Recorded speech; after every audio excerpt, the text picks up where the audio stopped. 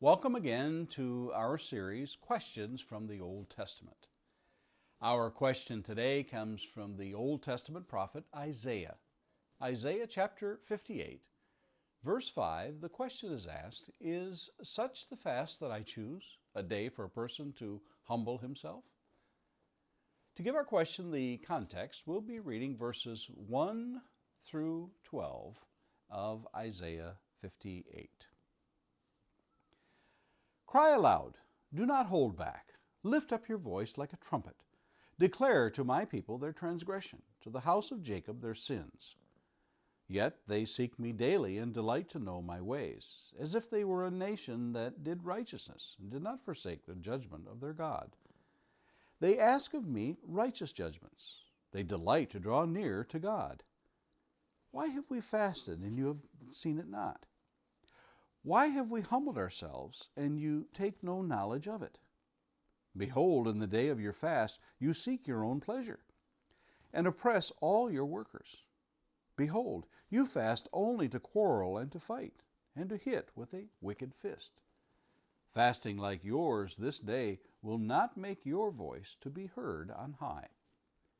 Is such the fast that I choose, a day for a person to humble himself? Is it to bow down his head like a reed and to spread a sackcloth and ashes under him? Will you call this a fast and a day acceptable to the Lord? Is not this the fast that I choose? To loose the bonds of wickedness, to undo the straps of the yoke, to let the oppressed go free, and to break every yoke. Is it not to share your bread with the hungry and bring the homeless poor into your house? When you see the naked, to cover him, and not to hide yourself from your own flesh? Then shall your light break forth like the dawn, and your healing shall spring up speedily. Your righteousness shall go before you. The glory of the Lord shall be your rear guard. Then you shall call, and the Lord will answer. You shall cry, and he will say, Here I am. If you take away the yoke from your midst, the pointing of the finger and spreading wickedness, if you pour yourself out for the hungry and satisfy the desire of the afflicted, then shall your light rise in the darkness, and your gloom be as the noonday. And the Lord will guide you continually, and satisfy your desire in scorched places, and make your bones strong. And you shall be like a watered garden, like a spring of water, whose waters do not fail. And your ancient ruins shall be rebuilt. You shall raise up the foundations of many generations. You shall be called the repairer of the breach, the restorer of streets to dwell in.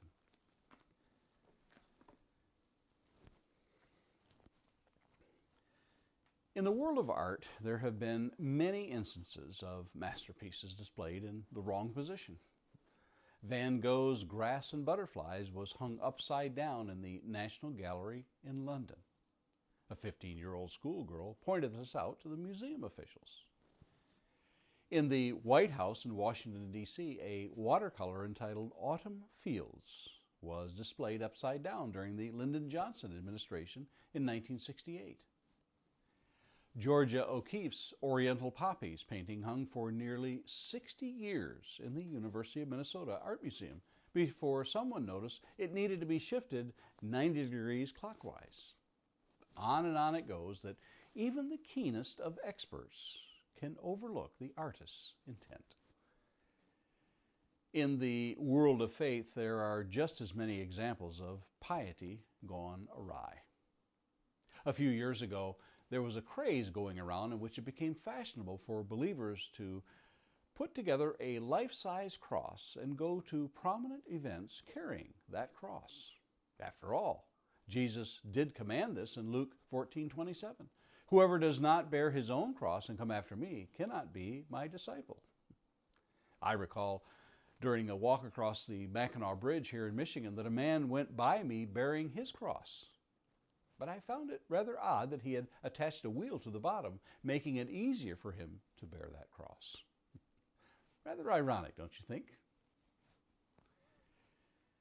Those of the southern kingdom of Judah had their share of problems in Isaiah's day. Some scholars think they fast being referred to here as the Day of Atonement, since it is the only prescribed one in the law. But God challenges them to ask the question, is such the fast that I choose a day for a person to humble himself? In effect, God was not interested in people showing off their false humility. He wanted a true show of humility. He wanted people to look out instead of in, to look out at the world and fix those things we're wanting in society: poverty, hunger, homelessness, slavery to sin. Fast forward several centuries, and once again the leaders of Judah are consumed with false humility, and over Jesus addresses it, from the washing of hands to Sabbath rituals to fasting and more. The Messiah knows it is all for show and lacks a single grain of humility in it. In one of Jesus' last discourses, he warns of those who fail to look out for the most vulnerable among them. He tells them, "Then they also will answer, saying, Lord, when did we see you hungry, or thirsty, or a stranger, or naked, or sick, or in prison, and did not minister to you?" Then he will answer them, "Truly, I say to you, as you did not do it to one of the least of these, you did not do it to me." Matthew 25:44 and 45. I wonder if it's time to put down those crosses and roll up our sleeves and get to work. What do you think? And Lord willing, let's meet here again tomorrow and look at another question from the Old Testament.